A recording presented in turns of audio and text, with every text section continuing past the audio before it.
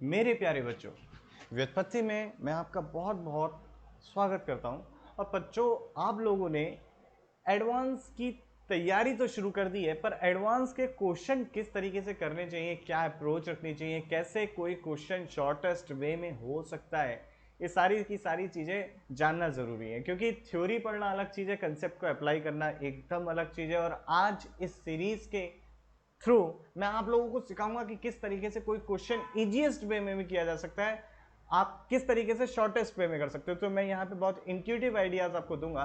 तो स्टार्ट करते हैं पहले क्वेश्चन से। और पहला क्वेश्चन ये रहा आपकी स्क्रीन पर। A particle traversed one third the distance with a velocity v naught. The remaining part of the distance was covered velocity v1 for half the time with a velocity v2 for the remaining half of the time.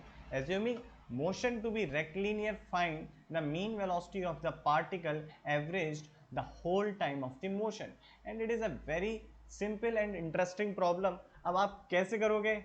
Screen pause करिए, जरा अपनी approach लगाइए और देखिएगा आपकी approach और मेरी approach में क्या अंतर है।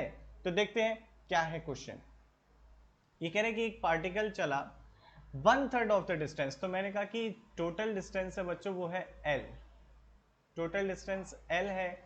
और इस एल का वन थर्ड यानी कि एल बाई थ्री डिस्टेंस चला ये वी नॉट वेलोसिटी से। अब बची रेस्ट ऑफ कितनी बची, वो बची 2l/3। अब क्या कह रहा है ये आगे की बात, रिमेनिंग पार्ट v1 वेलोसिटी आधे टाइम के लिए और v2 वेलोसिटी आधे टाइम के लिए।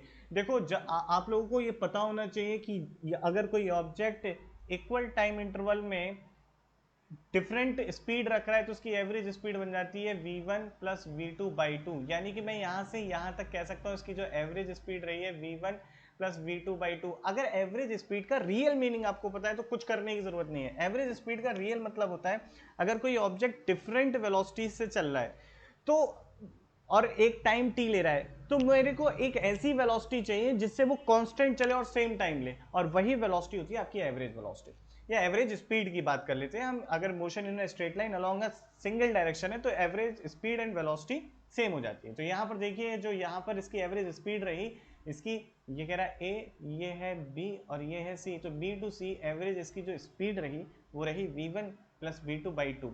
अब इसे देखते हैं कि कितना टाइम लगता है यहां से यहां तक बी टू सी। तो t2 टाइम कह दिया मैंने बी टू सी, और टी ए से बी के लिए t1 टाइम कह दिया।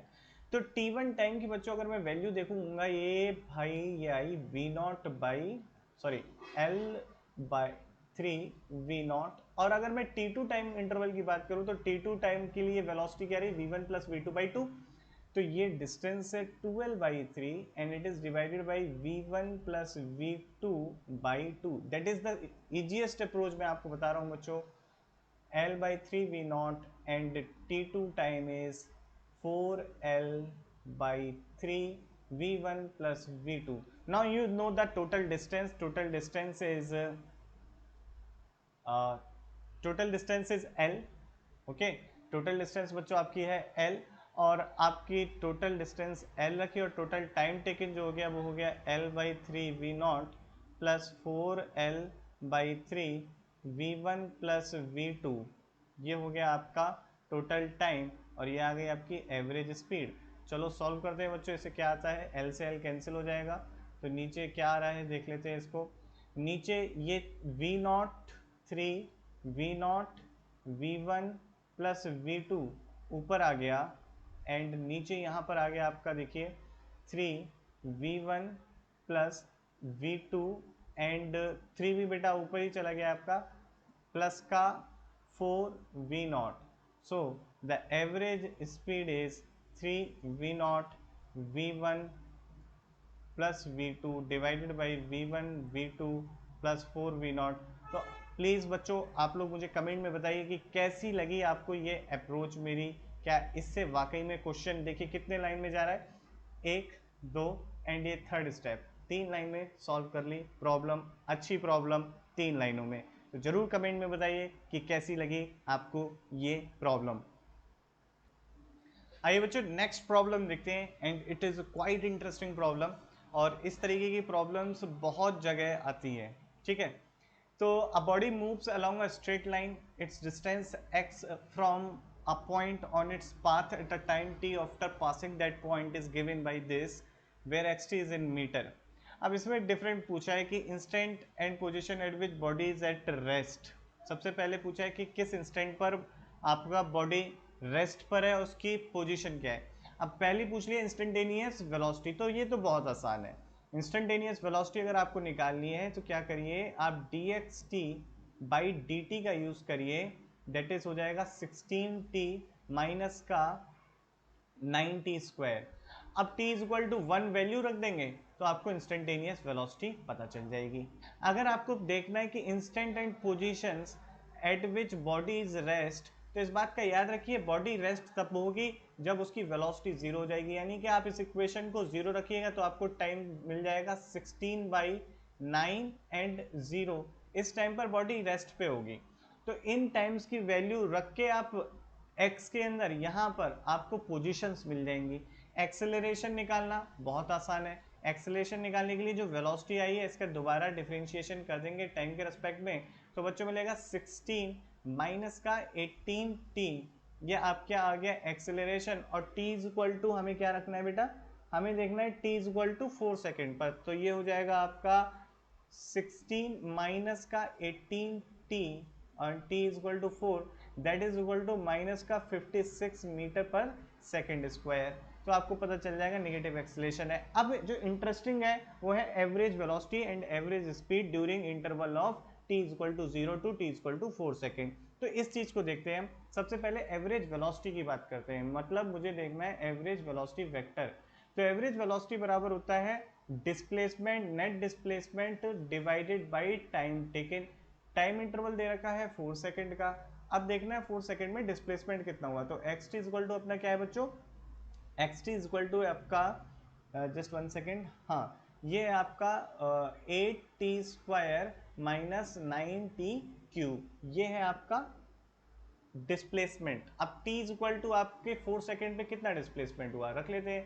तो 8 4 square minus 9 into T cube, that is sorry this is not the 9, this is 3 बच्चों, ये 3 है and this is 3. So 3 and T cube is 4 cube. तो यहाँ से बेटा हमने 4 का स्क्वायर कॉमन ले लिया तो हमें क्या मिला, अंदर मिला 8 माइनस का 3 into 4. So it is 12 minus 8. What is this, 12 minus 8 and which is again 4 minus 4, so it is minus 64 metre. तो डिस्प्लेसमेंट ऑफ द ऑब्जेक्ट आया माइनस का 64 मीटर. तो बेटा आपकी एवरेज जो वेलोसिटी हो जाती है यहाँ पर हो जाती है माइनस का 64 और टाइम इंटरवल है 4 माइनस का 16 मीटर पर सेकेंड. आपकी आ जाती है एवरेज वेलोसिटी. नेगेटिव साइन ये कहता है कि ये माइनस के एक्स एक्सिस के अलोंग होगी. तो ये एक अच्छी मतलब सिंपल अप्रोच थी. अब जो इंटरेस्टिंग पॉइंट है बच्चों वो है आपका कि एवरेज वेलोसिटी क्या होगी. एवरेज वेलोसिटी क्या होगी ये देखना चाहते हैं हम. नहीं, एवरेज स्पीड क्या होगी बच्चों. हम एवरेज वेलोसिटी तो देख चुके हैं, एवरेज स्पीड क्या होगी इस चीज को देखना चाहते हैं. तो एवरेज स्पीड है आपकी डिस्टेंस डिवाइडेड बाय टाइम. तो डिस्टेंस डिवाइडेड बाय टाइम. अब डिस्टेंस कितनी ट्रेवल किया ये देखना जरूरी है. तो क्या डिस्प्लेसमेंट आपका डिस्टेंस सेम है. अगर आप देखें x इज इक्वल टू क्या है आपका, x है 8t स्क्वायर माइनस का 3t क्यूब. तो ऐसा भी तो हुआ होगा कि किसी टाइम इंटरवल बाद ये अपोजिट डायरेक्शन में चलना चालू कर दिया होगा. ऐसा भी तो हुआ होगा क्योंकि देखिए आप अगर मैं t इज इक्वल टू 1 रखूं तो x की वैल्यू 5 आ रही है t इज इक्वल टू 1 पर.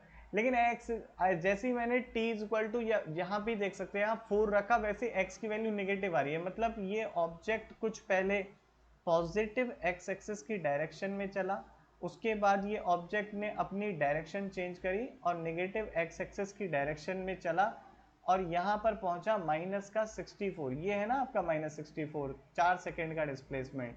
तो 4 सेकेंड में तो भाई ये इनिशियल पोजीशन थी, फाइनल ये हुई. लेकिन डिस्टेंस अलग है.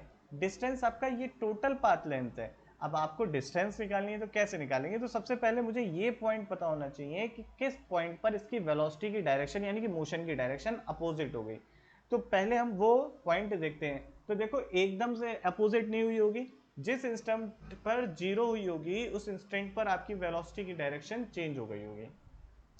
तो हम सबसे पहले वेलोसिटी देखते हैं, velocity dx by D T and that is 16t minus का 90 स्क्वायर, और वेलोसिटी जीरो हो रही है आपकी t इक्वल टू जीरो पर, जो हमें मतलब नहीं है, और दूसरी हो रही है t इक्वल टू 16/9 सेकेंड पर। 16/9 सेकेंड पर बेटा आपकी वेलोसिटी जीरो हो रही है। तो यहाँ इस टाइम इंटरवल तक ऑब्जेक्ट कितना चला है ये देख लेते हैं। तो इसकी इनिशियल पोजीशन है जीरो, तो पहला डिस्प्लेसमेंट जो है वो उसका मैग्नीट्यूड क्या आएगा भाई, initial x t is equal to t naught, ये टी नॉट टाइम कह दिया, माइनस शुरुआत पे कहाँ था, इन दोनों का जो डिफरेंस का मॉड होगा वो बताएगा मेरे को फर्स्ट डिस्प्लेसमेंट का मैग्नीट्यूड। तो ये आ गया आपका, देखिए t is equal to zero पर रखेंगे तो एक्स टी जीरो है, और x t is equal to t naught पे रखेंगे तो ये आ जाएगा आपका 8 इंटू 16/9 का स्क्वायर माइनस का 3 इंटू 16/9 का क्यूब, जो कि t की वैल्यू है हमने रख दी। तो इसको अगर सॉल्व करोगे आप लोग तो आएगा 8.43 अप्रॉक्सीमेटली। अब मुझे यहाँ से देखना है इस वाली पोजीशन से इस वाली पोजीशन तक कितना डिस्प्लेसमेंट हुआ, तो उसका मैग्नीट्यूड देखना है। तो सेकेंड डिस्प्लेसमेंट कहाँ से देख रहा हूँ बच्चों में, सेकेंड देख रहा हूँ, x इज इक्वल टू कहाँ पर पहुँच गया है ऑब्जेक्ट, 4 सेकेंड पर कहाँ पहुँचा, फाइनल पोजीशन माइनस इनिशियल कहाँ था, इनिशियल आपका था x is equal to t naught, यहाँ पर टी नॉट टाइम पर यहाँ पर था। तो इसका देखना चाहता हूँ मैं। तो 4 सेकेंड पर डिस्प्लेसमेंट आपका कितना हुआ है, माइनस का 64, यहाँ माइनस का 64 माइनस आपकी इनिशियल पोजीशन क्या है इसकी, यहाँ पर है, तो ये हो जाएगी माइनस का 8.43, और इसका क्या लेना है, मॉड लेना है। तो आपका यहाँ पर आ जाएगा बच्चों ये कुल मिला के, यहाँ पर इसे ऐड कर लेंगे बाद में, कुल मिला के हम लिख सकते हैं 64 प्लस 8.43, इस तरीके से लिख सकते हैं। तो बच्चों देखिए नेक्स्ट आगे की बातचीत, तो आपको पता चल गया टोटल डिस्टेंस, टोटल डिस्टेंस पहले 8.43, फिर नेक्स्ट जो डिस्प्लेसमेंट का मैग्नीट्यूड है वो है 64 प्लस 8.43। तो टोटल डिस्टेंस हमें यहाँ से मिल गई ट्रेवल करी हुई। टोटल टाइम 4 सेकेंड का दे रखा है, हमने यहाँ पर एवरेज स्पीड निकालनी है, तो ये हो जाएगा 8.43 प्लस 64 प्लस 8.43 डिवाइडेड बाई 4, और इसको सॉल्व करेंगे जब तो आंसर आ जाता है 20.21 मीटर पर सेकेंड, और ये हो जाता है आपका एवरेज स्पीड। ये है बेटा आपकी एवरेज स्पीड, और ये हमारा एक क्वेश्चन होता है, लेंदी क्वेश्चन था लेकिन हमने कम से कम उसे टाइम में सॉल्व करने की कोशिश करी। तो ये बच्चों इस तरीके से क्वेश्चंस भी इंटरेस्टिंग है, कहाँ पर एवरेज वेलोसिटी और एवरेज स्पीड में डिफरेंस आ रहा है ये जानना बहुत ज़रूरी है। चलिए, अगर आपको ये अप्रोच अच्छी लगी तो मुझे ज़रूर कमेंट में बताइएगा कि आपको कैसा लगा। अपने दोस्तों के साथ इसी टाइप की प्रॉब्लम शेयर करिए, उनसे पूछिए कि इस प्रॉब्लम को वो कितने मिनिमम टाइम में कर सकते हैं, ठीक है, और फिर मुझे बताइएगा कि कैसा रेस्पॉन्स रहा, और इस तरीके से अपनी आप क्वेश्चन सॉल्विंग एबिलिटी को अच्छा कर सकते हैं। चलिए मैं चलता हूँ, जय हिंद।